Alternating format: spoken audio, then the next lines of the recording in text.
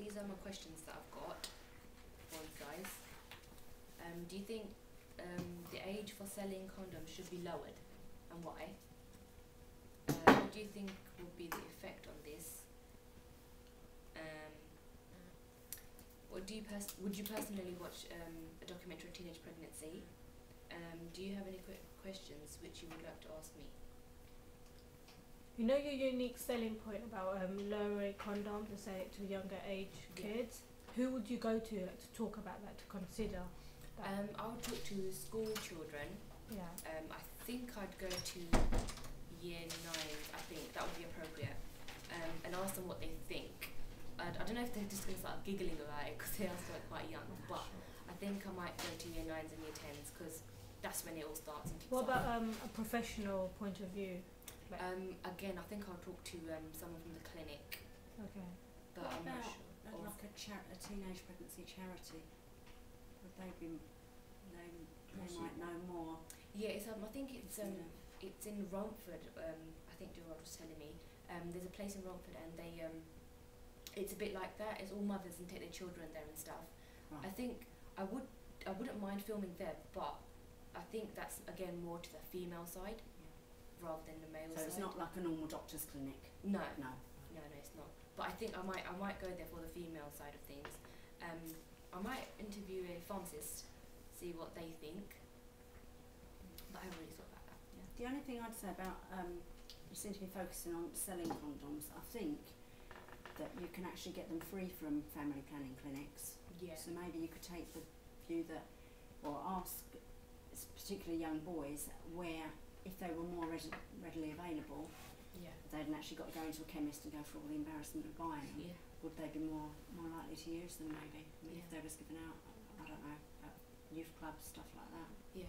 I can include that. That would be quite good. Yeah. The thing is, I don't really want to encourage them to No. be having sex. Yeah, No. that's what I don't want to go on to. But yeah, I think that They may not actually have the money to go and buy them. Yeah. Just to talk about what Freshie was saying, condoms, I think that the unique selling point is really good that you should be selling it under the age of 16, but I think at the same time that you shouldn't actually, number one, it would be convincing them to actually go and have sex, and number two, it's actually against the law for anybody under 16 to have sex. I'm not sure that's such a good idea. I know what you mean, but that's what I wanted to discuss, whether they should or not or shouldn't be. So they should keep it at 16 or should it go lower, because people do it anyway. Everyone knows people do it anyway before 16. So that's what I wanted to discuss, whether they should or shouldn't be. Just like why you're going to the clinic to like maybe discuss that. Yeah, and then I think that's when I'm gonna bring my vox pops in and ask them whether they should be sold to a lower age group or not. Also, I think that when you said 16 to 24, you should lower it.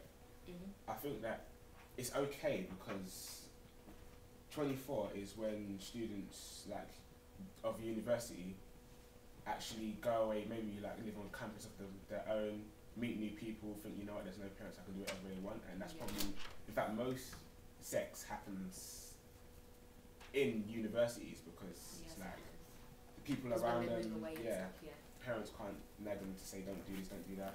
Yeah. But equally, I mean, getting pregnant at that age is equally as devastating as it is when you're 18, isn't it? It's still ruining if you're in the middle education. Yeah, because still in education, yeah. I think you should like talk to, I think it's the British Heart Foundation, because they're like doing this as well, giving out condoms to like school kids. I think it's their night.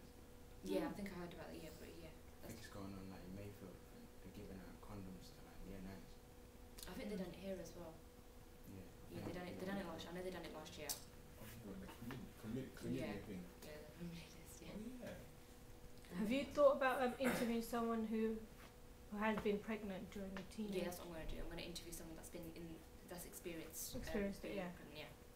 Do you actually know anybody who's... I know someone, but I'm not sure if they're going to want to be in front of a camera. So in that case, you can kind of like blur out their face to hide their identity. Yeah, that's what I might do. Or I might get someone that's willing to show their face. Perhaps Or somebody you could ask for a older statement. might be more willing. Sorry? Perhaps somebody a bit older that is sort of, their kid might be sort of 10 or whatever, might be more willing to go on to Someone older, be interviewed, and then they can give you the whole because sort of how it's had a long-term effect on them. Yeah, because I think because how it affected them when they were younger.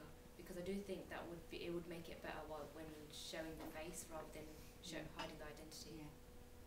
How would you link it to your male audience? Because you think pregnancy, That's why I'm fine, bringing but in then the the condom. That's why I'm bringing in condoms, yeah, because obviously it takes two to tango. Yeah.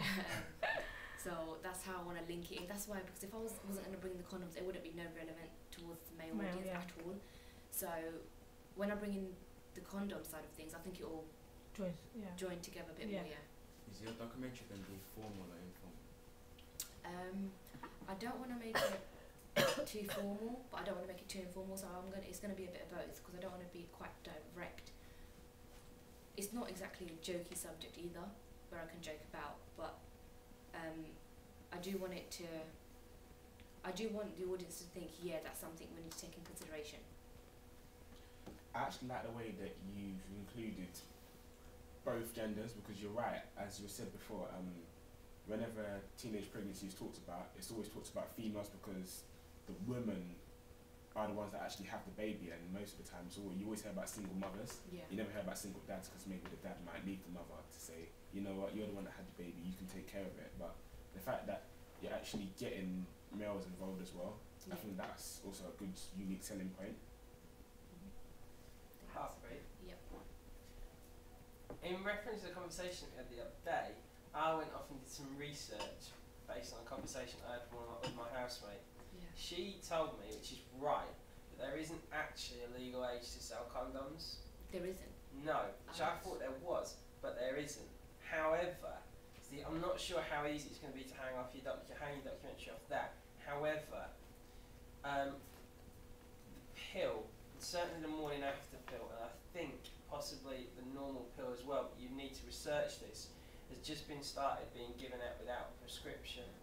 Right. So I know the morning after pill has, but I'm not sure about the normal contraceptive pill. So do you know about that, Miss? I wouldn't have thought it would be, because there's too many health issues connected to it. I know the morning after one, you can just go and buy that in the chemist, can't you? Yeah. I don't know how old you have to be. I'm not sure either.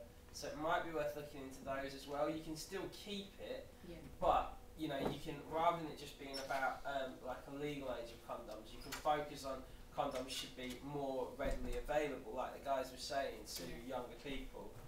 Alright. Also, I would question whether facts and figures are the best way to grab your audience's attention right at the beginning. I think maybe you can think something else that might come slightly later, so try to think of something else to throw in there.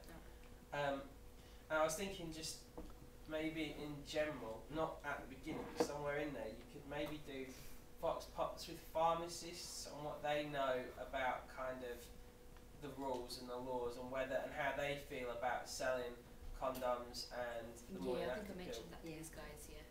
That's what I was going to do. Do you reckon you should actually have archive, like what Sarah said, have archive footage of maybe an incident of like maybe them walking into the chemist and saying, can I have a morning after pill? And they might say something like, well, how old are you?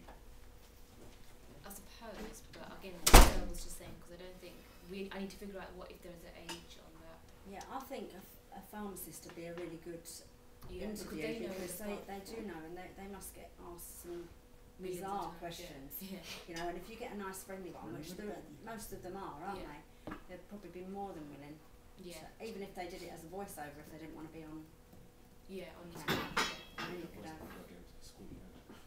Do you personally just think? record it, don't you? Yeah, I could go out. Right, 'cause you, Yeah. Do you personally think that this will like change the way people think? Like younger people? Hopefully, because I think this is gonna sound daft, but do you know when people like the more you say something, the more like if the more your parents say to you don't do something, you do The it. more you do it, yeah. Yeah, it's a bit like that. It's just like I'm not saying to them go and have sex. It's not that, but it's just like Telling them to do it don't. safely yeah, if they're if you're going gonna to do it safely, basically. Like don't just risk it, because nowadays the chance they have become quite high of becoming pregnant and stuff. So yeah. I think the angle of the condoms is really good as well, because although you can maybe have to get the morning after pill, a condom is actually a cure rather than a sort of shutting the, rather than afterwards with the, I don't know what I'm trying to say here, but also with like sexually transmitted diseases, it solves all that problem as well.